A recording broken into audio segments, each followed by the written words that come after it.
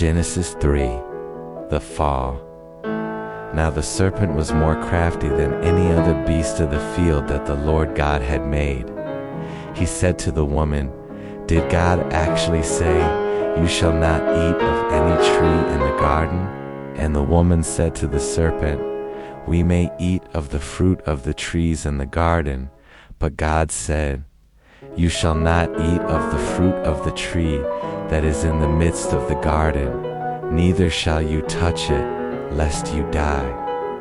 But the serpent said to the woman, 'You will not surely die, for God knows that when you eat of it your eyes will be opened, and you will be like God, knowing good and evil.'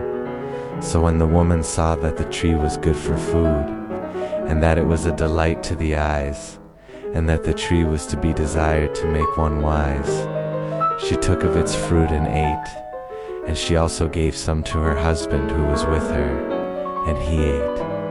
Then the eyes of both were opened, and they knew that they were naked. And they sewed fig leaves together and made themselves loincloths. And they heard the sound of the Lord God walking in the garden in the cool of the day. And the man and his wife hid themselves from the presence of the Lord God among the trees of the garden. But the Lord God called to the man and said to him, "Where are you?" And he said, "I heard the sound of you in the garden, and I was afraid, because I was naked, and I hid myself." He said, "Who told you that you were naked? Have you eaten of the tree of which I commanded you not to eat?" The man said, "The woman whom you gave to be with me, she gave me fruit of the tree, and I ate." Then the Lord God said to the woman, "What is this that you have done?" The woman said, "The serpent deceived me, and I ate." The Lord God said to the serpent, "Because you have done this, cursed are you above all livestock, and above all beasts of the field. On your belly you shall go, and dust you shall eat, all the days of your life. I will put enmity between you and the woman, and between your offspring and her offspring. He shall bruise your head, and you shall bruise his heel."